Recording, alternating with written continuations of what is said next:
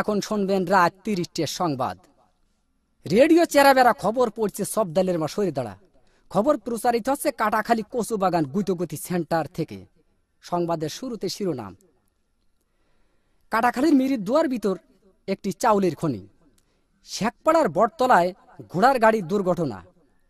কুচ্চে মুরগি বন বিলে ধরে পালাতক। এতক্ষণ সংবাদ শিরোনাম শুনলেন, এখন শুনবেন বিস্তারিত। খবরে জানা যায় কুদা ফকির বাড়ি দেয় তবলায়, ইকরামের হাঁসটি ধরে নিয়ে যায় কেবলা। হাঁসটি ধরে নিয়ে যায় পশ্চিমবঙ্গ ভারত থেকে। রাতের বেলায় দাবড়া দাবড়ি হয়, কোনো সুসংবাদ পাওয়া যায়নি। সকালবেলা সংবাদ পাওয়া যায় কিনো ফকিরির দরগায়। খবরে জানা যায় হাঁসের কোনো ক্ষয়ক্ষতিও নেই, বন বিলের লোম কয়টা সব জড়িয়ে পড়িয়ে গিয়েছে।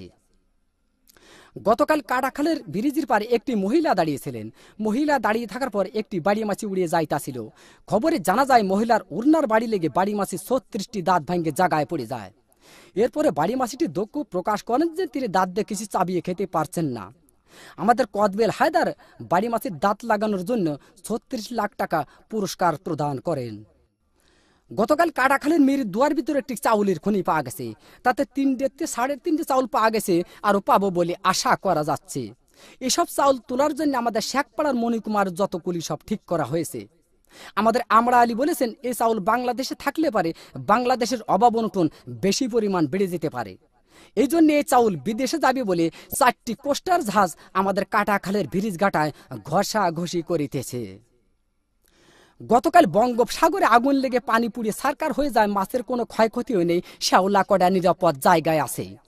আগুন লাগতে লাগতে উপকূলের কাছাকাছি গেলে আমাদের কাঢ়াল চৌধুরী বলেছেন এই আগুন উপকূলের কাছাকাছি গেলে বহুত ঘর বাড়ি পুড়িয়ে যাওয়ার সম্ভাবনা রয়েছে।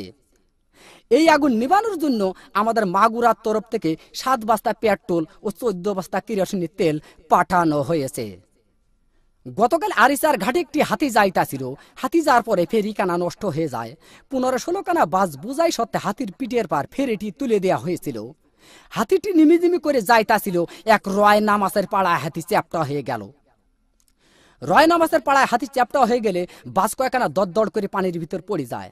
খবরে জানা যায় বাসের ভিতর যত লোকজন ছিল লোকজনের কোনো ক্ষয়ক্ষতিও নেই, বাস কয়েকখানা হাট পেল হয়েছে। এরপর এক মহিলায় বাস কয়েকখানা বাহাত দিয়ে টান দিয়ে তুলে আরিসার হোটেল থেকে ১৪ বালতি ফ্যান খায় সুস্থ করা হয়েছে। গতকাল এক কুচ্চি মুরগিতে এক বন বিলে ধরে পালাতক গহীন সমুদ্রী পানির ভিতর। গতকাল ৩৬৬টা ডুবুরি নামায় খোঁজ করা হয়েছে। খবরে জানা যায় বন বিলের কোনো ক্ষয়ক্ষতি নেই, কুচ্চি মুরগির পেটটি একটু ফুলেও পাওয়া গেছে।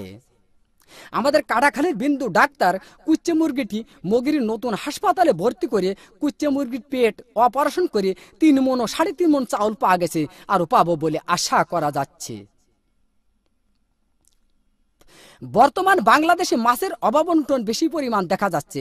এর একমাত্র কারণ বুড়িগঙ্গা নদী দিয়ে একটি মায়াবড়ি জাহাজ যাইতেছিল। এক কাইলে মাছের সাথে অ্যাক্সিডেন্ট হয়ে মায়াবড়ি জাহাজটি পানির ভিতর ভাঙ্গে চুরে পড়ে যায়। খবরে জানা যায় জাহাজের ভিতর যত মায়াবড়ি ছিল মাছে খাইয়ে মাছের সন্তানাদি বন্ধ হয়ে যাওয়ার কারণে বর্তমান বাংলাদেশে মাছের অভাব অনটন বেশি পরিমাণ দেখা যাচ্ছে।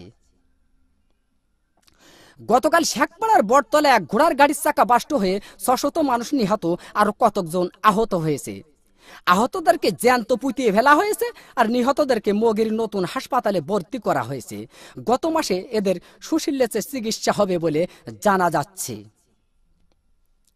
সবশেষে আবহাওয়া।